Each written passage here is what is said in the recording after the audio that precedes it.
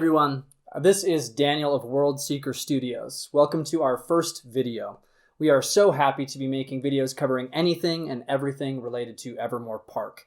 I am here with you to talk about Realms, Evermore's easy to pick up collectible card game, or CCG. Our aim today is to break down the structure and rules of the game. It is vital to us that as soon as you get your hands on these beautiful cards, you will know exactly what to do to get started. Let's kick things off with a quick breakdown of the structure of Realms. First, let's go over the game setup. If you're going to play Realms, you'll need to know its unique structure. The game of Realms is played with drafting. As seen at the top of this card, a coin is tossed to determine who will draft characters to the battlefield first. Only 3 characters are chosen and are placed onto the battlefield in strategic positions. Once someone has picked the characters to represent them on the battlefield, it will then be the individual's turn to draft that has not yet picked their characters. We can call this a counter draft. The player that drafted first will be the first one to start their turn.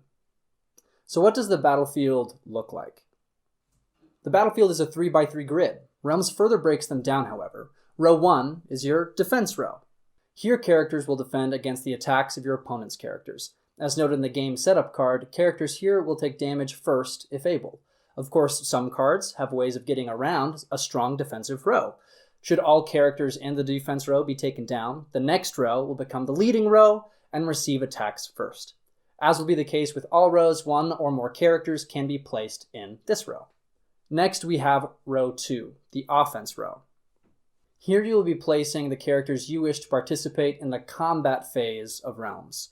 They strike hard, targeting, of course, the leading row of the enemy team, likely the defense row. In the instance where there is no one in the defense row, just go to the next row in the series and start there. Lastly, row 3, the utility row. Here characters are typically not suited for combat or taking heavy hits, but tend to have strong static abilities. The only thing characters in this row are able to do is use their static ability. More on static abilities later. What you really need to know about this row is that it is your last line of defense and will often contain high-value targets. So let's talk about battlefield positioning, so we're able to make sure your friends in the back don't get picked off too easily. Let's take a look at the battlefield here. In column 1, we have Sururan and Briggy the Imp. Alone in column 2 is Derval Dunghill. One way some characters will try and get past the defense row is by determining whether or not they are exposed. By being positioned ahead of Briggy the Imp, Sururan has made sure that Briggy is not exposed.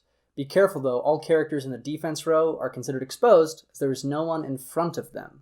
Since no one is in front of him, Derval Dunghill is considered exposed. Certain active abilities of cards like Jasper or Tooth can make quick work of exposed characters, but making sure everyone is protected can come at a cost. Stacking up characters is a surefire way to get blasted by some powerful abilities like Drochlorkin's Cosmic Whip ability. On the game setup card, you'll also notice a place for your active deck and discard pile. Their actual positions relative to the battlefield don't matter too much so long as you and your opponent know where they are at. We've covered how the game gets started and where the game is played, along with how the rows function and why strategic positioning of your characters is so important. Now let's talk a bit more about the tool that will make or break the difference between victory and defeat, your active deck. A game of Realms is played with a deck of 25 unique cards. No cards can be repeated. From that 25, you will draft your 3 characters. Your active deck should, if we've done the math right, contain only 22 cards. Occasionally, you will have fewer cards in your active deck, depending on the characters you have chosen to draft. Jardani, for instance, could bring out an additional character, thus reducing your active deck to 21. We won't worry too much about that here, though. When you start the game, you draw 3 cards. The first player to have their turn skips their resource draw, or draw phase. Every turn following, you draw normally 1 card per resource draw, unless otherwise specified. A card from your hand, once played, goes to the discard pile. If your active deck is ever completely depleted, you shuffle your discard pile and continue with the game as your active deck has been replenished. Card effects that target your active deck do not stop short. If you run out of cards in your active deck, reshuffle the discard pile and continue the effect. A few special things to consider about your deck. You'll learn very quickly that not every card is beneficial to your specific selection of characters. Try and pick cards that will play to the strengths of your characters while also covering weaknesses. In Realms, no character lineup is foolproof. It is often the smarter deck that wins in the end. Since we are talking about picking cards, let's go through how to read one.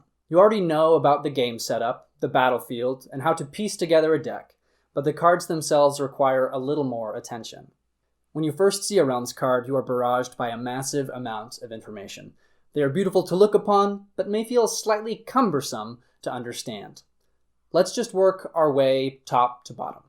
Here we have Zodi's attributes, red going down as defense, HP or hit points, and attack. Any damage that comes Zodi's way is going to first affect his defense.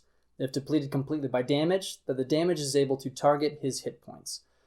On the start of every turn, defense is restored, but hit points are not.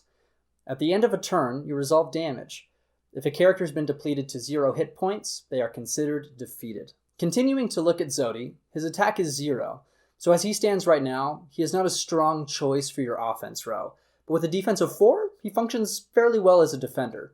Though, before picking Zodi, you may want to consider how you want to compensate for his low hit points. Though he is a pacifist, Zodi is a very powerful card thanks to his active and static abilities. On the left is his active ability.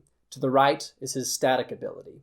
Active abilities are only usable if played from your hand, so to benefit from his ability to resurrect a defeated character, Zodi must be drawn from your deck and played to the battlefield, and is then discarded.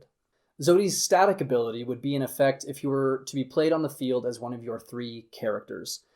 And such is the case with all characters. Their static ability is always in effect, but read it carefully, because it may only come into play when your characters are picked. There's some crazy interactions out there when it comes to active and static abilities, so read them carefully. As of the Realms pre-release event of New Year's Eve 2019, some cards may be difficult to understand regarding exactly how they function. If you ever encounter any issues, please leave a comment here and check out the Facebook page Evermore Realms CCG community. Link in the description below. This is a page where fans of the game share tips, tricks, gameplay footage, and ask a wide variety of questions. The game developers are active here as well, even posting a full document of rules clarifications and errata. Additionally, we want to share that some cards are double-sided, like our good friend Zodi here. At the bottom of every card, there is a symbol that looks like a sharp peak. This indicates the front side of the card. To flip a card to its alternate form, the fates are required to be played on the battlefield. But not to worry, they do not count against your character total. In his alternate form, Zodi is an absolute unit. His defense is out of this world, and he makes everyone much harder to take down. Note this special rules clarification, however. On the alternate form of cards, their special ability counts as both active and static abilities. Something special to consider is that no card can be played in its altered form from your hand. Only cards in their normal state are played from your hand. Lastly, when reading a card, it may be important to understand their faction, race, and portal. On the card, this is where you would find that information. Furthermore, here's a breakdown of all the known symbols and realms, because there are a few that still elude us to this day.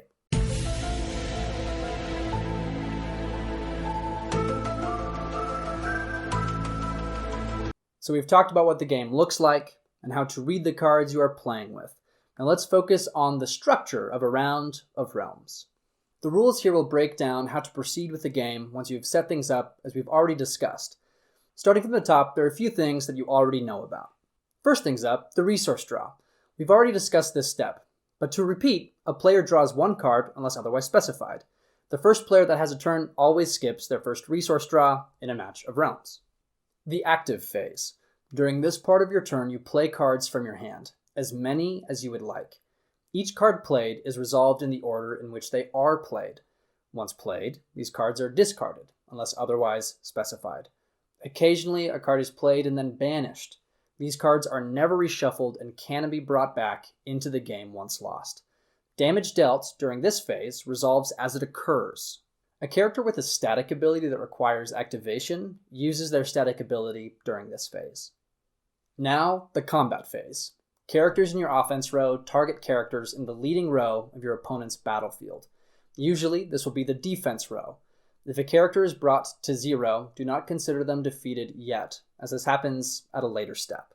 Take note of the bank and bypass rules. Banking a card will take a card from the top of your deck and place it face down beneath another card. Bypass will allow you to consider a certain card or cards as though they were not in play. At this time, all damage dealt during the combat phase is resolved. Certain characters that have been reduced to 0 are considered defeated. A defeated card is turned sideways.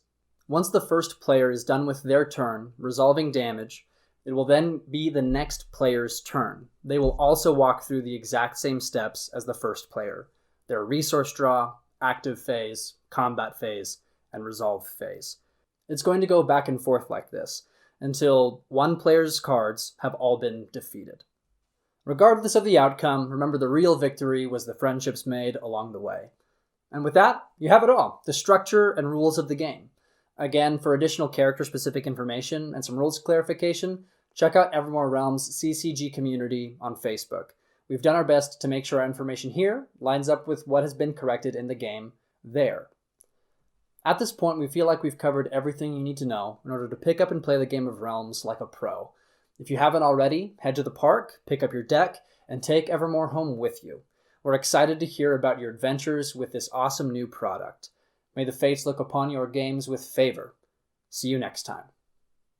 Alright, so you just finished watching our very first video about Realms and Evermore. Don't forget to like, comment, and subscribe. Hit the notification bell that I think is in this direction compared to my body. We're super excited, as we stated at the very top, to continue to produce awesome content related to Evermore and Realms. It's just come out, so there's a lot more to come. So be sure to stay tuned, because we're going to be covering all of it. Again, like, comment, and subscribe. We'll see you next time.